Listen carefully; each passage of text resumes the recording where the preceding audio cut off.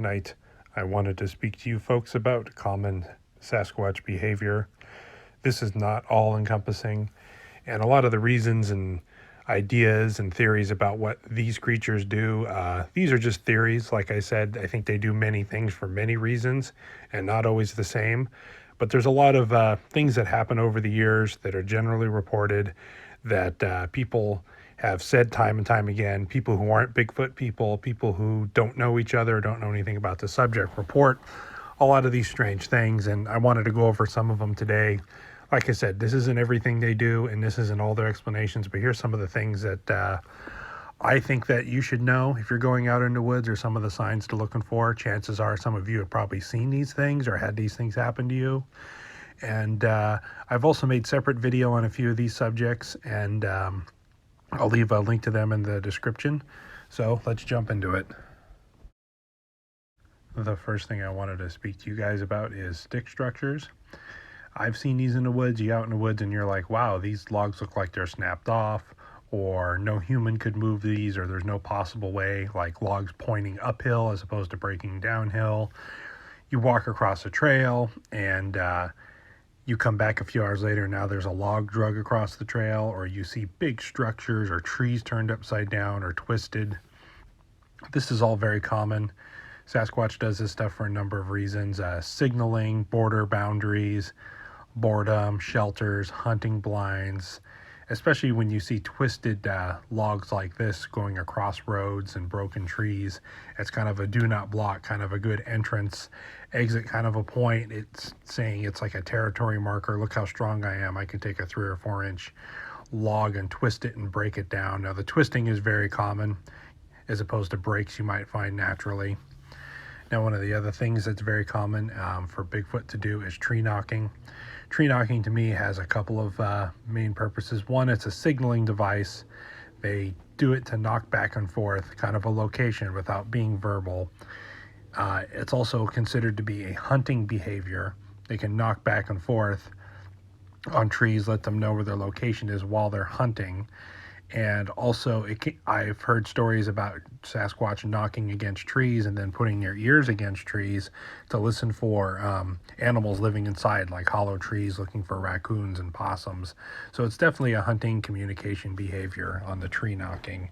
And people go out in the woods and tree knock to try to call Sasquatch in.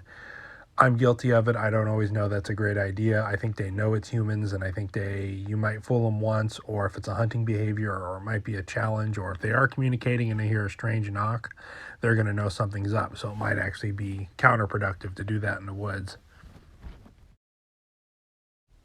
Yeah, the thing that gets reported all the time are howls, the long drawn out deep Ohio howl, and loud screams that are heard in the woods, and whoops and whoops and other sounds. And it's very common to hear these. These are pretty much associated, very monkey-like, but also human-like, but somewhat wolf-like. These things have an incredible voice range, and they can do high pitch, they can do low, and a howl can start off really low and deep and then go really high up and then be real long and drawn out. And what gets most people about their calls is the volume of which they can call, and the variety of sounds that they can make and mimic, answering coyotes and calling back and forth from mountain ranges. Since they don't have any other modern technology form of communication, we take it for granted that shouting and hollering and echo and know the good points to call, like wolves and coyotes and other species do. It's very common for these things to do this, and I don't always think it's a good idea to call either, because you might call in something, you might issue a threat, you don't know what you're saying to these creatures when you call and howl and hoop in the woods. If you're in a remote location, not near where anybody's sleeping, and you're not camping, you're in there for the day, and you do a few hoops or a howl or at night, that's one thing. But if you do it around a house or a property or your campground, you might be calling in something else, or an aggressive clan, or maybe you're not even a Bigfoot. You might be doing more harm than good by trying to mimic these calls that are heard. But they do it for a lot of different reasons, the same way that most people talk and communicate. Now, the samurai chatter that gets reported a lot in the woods, I've never heard this. I've heard hoops and howls, and I've heard other strange things in the nights, and I've heard tree knocking. I've never heard the samurai chatter, but a lot of people report it, and it's forgive the really poor impression, but it's like a really kind of a mumble fast talk.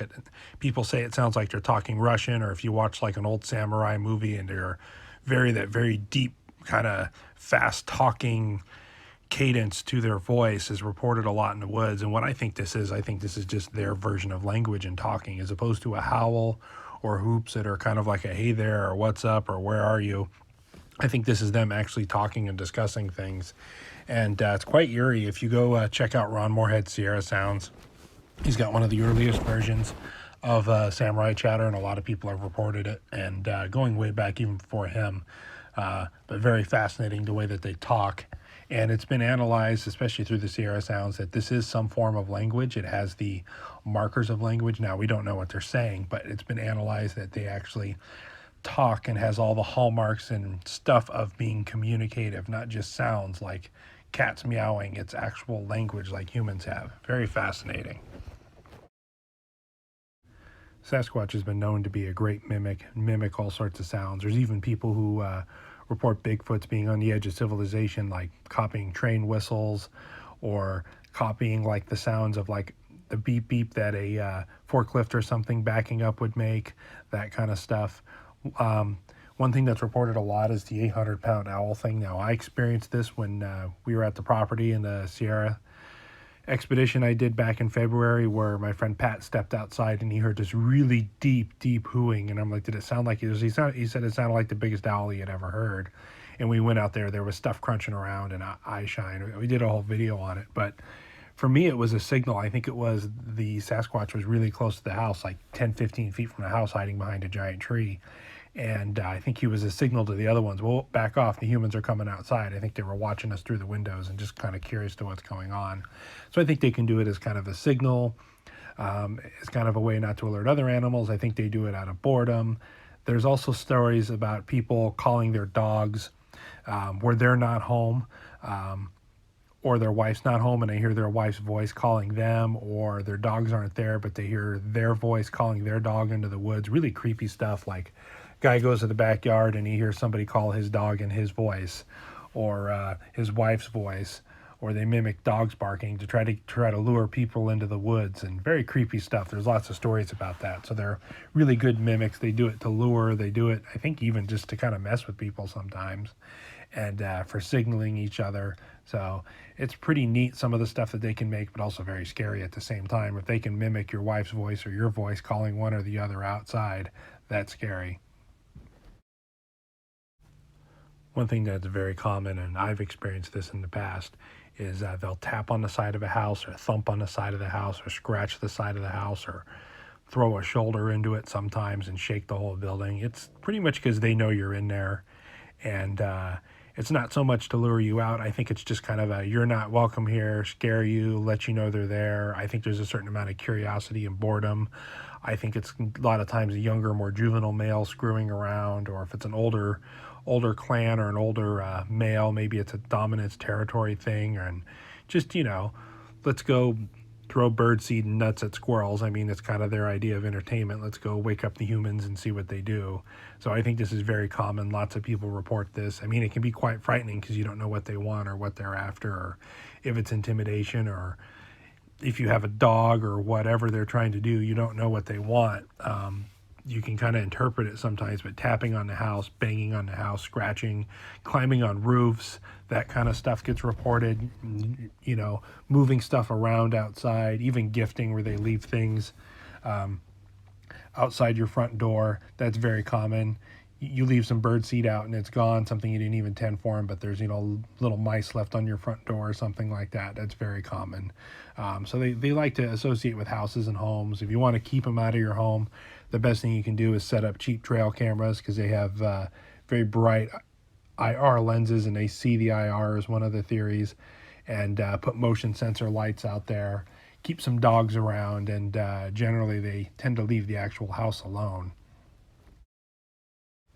One thing that's very common, a lot of people report, is if you live in the country on the edge of suburbia and edge of town, and you're closer to the woods, where a lot of people see these things and have them on their property regularly, as they steal livestock. Not always. There's reports that they've never touched their livestock, but there's reports that get chickens stolen all the times, or the occasional sheep or goat missing, or um, dogs being killed and they find the remains later, or general type stuff where it's like something opened the hen house, killed a couple hens, they find the feathers deep in the woods and then like latched it afterwards, like that kind of creepy stuff. So general taking livestock, I think certain times of year when food's scarce, or you get a older individual that maybe can't hunt or produce as well, or they're just an easy meal, I think they're going to do it. And if they can take one chicken a day or two chickens a day, and they think they're getting away with it, but obviously you know how many chickens you have. So this is very common. Also stealing dog food, stealing bird seed, that kind of stuff. I've heard lots of stories about it. So this is just a very common behavior as well. Another thing I want to talk to you guys about is gifting. This is a very controversial subject. If you have them on your property, or they come through your property seasonally, or you're one of the places that has a resident population, a lot of people report, or you go out in the woods and you have a location. Best case scenario, if you're going to give these creatures anything, don't do it away from your house. Do it away from somebody else's house. Do it out in the middle of nowhere where nobody hardly ever goes. And don't give them food under any circumstances. So people would argue with that. I am a very strong believer in not giving them food. You can give them mirrors or little toys or little pieces of glass, little small man-made objects, string, that kind of stuff, something that might catch their interest. Also, you might find that you're gifted back, like you leave some mirrors or some little marbles or something out there, and the next time you come out there's kind of feathers are very common, or rocks, or like that kind of stuff you might find there. You might find a skull or bones, just kind of a gifting thing back and forth. Now you're going to probably have to resist the temptation to put like a trail camera or a camera inside one of the gifts. I know people have tried. They can sense these things, they know these things, they can hear the electronics working, they can see the IRs. So just kind of keep it as like a mystery, more or less. I mean, you might be able to collect like hair or a fingerprint or something off of an object, but I would generally, if you're trying to make a relationship with a Bigfoot, don't give them food, and don't try to trick them in any way. Don't try to set up a camera or a trap or something for them. And that's pretty much my advice on gifting. And please don't do it around your house. One of the other super common things that they do is peer in through windows and looking through windows. People report, hey, I could usually see the light outside my window, but I couldn't see it, and they see a silhouette, or peeking in through them. I think generally this is curiosity. Sometimes it could be intimidation.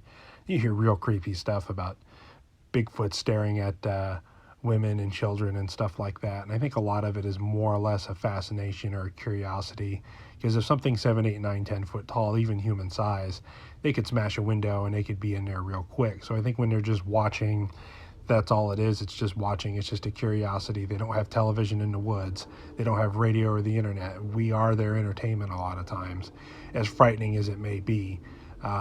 So if you really don't want them peeking in, shut your blinds, shut your curtains, do blinds and curtains, put trail cameras by the windows, put lights outside of windows, and it generally stops that behavior. But it's generally very common and extremely frightening. The other thing that gets reported, and this is a little more obscure, but it does happen, is people who own horses and cattle. They report manes and tails being braided, somewhat very articulately, and very, like there's no other way in the world that a horse's mane or horse's tail is going to be braided. Sometimes it's more knotty, sometimes it's very articulate, and this is very common. And I think they have an appreciation for animals and a certain amount of boredom, just kind of like how chimpanzees and gorillas can have cats and dogs and everything else. I think they can have a little bit of appreciation for livestock sometimes, and beauty, and this is just one of their odd sides, but often gets reported, is that they do braid manes and tails. And this kind of leads us to Bigfoot hands are huge and can be very scary, because any creature that big is going to have huge hands. But you'll find handprints, way bigger than a human handprint, left on windows a lot of times, dirty windows, or even a clean window where you have kind of a, that kind of sweat, the oils in your hands leave marks. A lot of times you can even see dermal ridges and fingerprints if it's the right conditions. And if you know what you're doing, you can even collect DNA, cars as well, especially if you're camping or you come back and your car's dirty and you see there's a monster handprint or you see nose prints in windows too, and even face prints as they're trying to look inside. So this is very common. This is a behavior that obviously I don't think they're doing on purpose, but they touch objects, because you got to remember metal's kind of foreign to them, glass is kind of foreign to them, plastic is kind of foreign to them, right angles are kind of foreign to them, things that are shiny. This is all foreign. This is all stuff that doesn't really occur in the woods. So they're going to want to touch it and they're going to want to experience it. And even if they've seen it, it's still kind of fascinating, or they like to lean on things and touch things or see how heavy things are. The other thing that is also very common are missing gut piles. Hunters report that, hey, they shot a deer and they hung it up in a tree and gutted it out. And, they come back an hour later after their deer hanging there to let it cool, which is very common, and the gut pile's missing. Or they end up gutting a deer or cleaning fish or cutting up, or cleaning a bunch of birds that they shot, leave the gut pile, and they come back the next day and they're gone, and they don't find it torn up. They find it like picked up and missing, not like coyotes took it and tore it all apart and made a mess, like very cleanly missing, where buzzards and everything else can make a mess of it too. So this is very common. Missing gut piles and missing kills are very common, reported by hunters, especially in Bigfoot areas. The other thing that seems to be a very common Bigfoot hangout, especially if you're into the missing 411, is how many people go missing in briar patches and berry patches, especially different varieties of berries. There's lots of reports. Now I think that's obvious because they probably eat the berries. I'm sure that they know when they're ripe, because chimpanzees and even birds know when fruit's ripe versus not ripe. So I'm sure they come and check on them.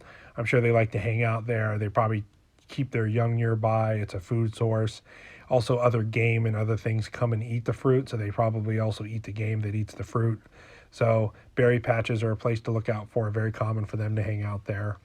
Here's one that I've encountered myself, is rock throwing and throwing of other objects. I've had acorns thrown at me. I've had basketball-sized rocks thrown at me over the years. I've had stuff bounce off the roof of houses before.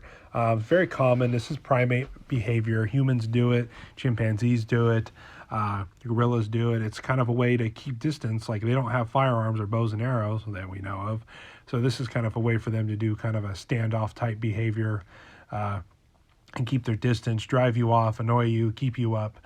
Many different reasons why they can do this, but generally it's not a good thing. If they're throwing rocks at you, they feel that they're being threatened, or maybe they're scared of you as well, and as opposed to doing a direct in-your-face confrontation, it's kind of their way of harassing you and driving you off. It could also be their way of kind of having a go at you as well.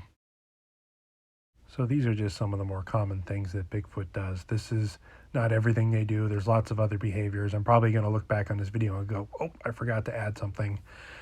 Also, I want to do some individual videos on some of these type of things. This video turned out a lot longer than I thought it was. There's so much to talk about here.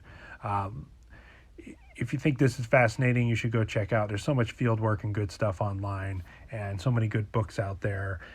Even in BFRO reports and just kind of general reports, Sasquatch Chronicles is great because they just get average people on there all the time who aren't necessarily into this subject. Say that they're looking through their windows or tapping on their house or following their car or leaving them gifts. You hear all sorts of stuff, and it's just absolutely fascinating, their behavior, because there's a lot of human behavior in there and there's a lot of primate behavior in there. So anyway, I hope you guys have a pleasant evening. Hope you learned something. Please stay safe in the woods, and whatever you do, don't feed these things.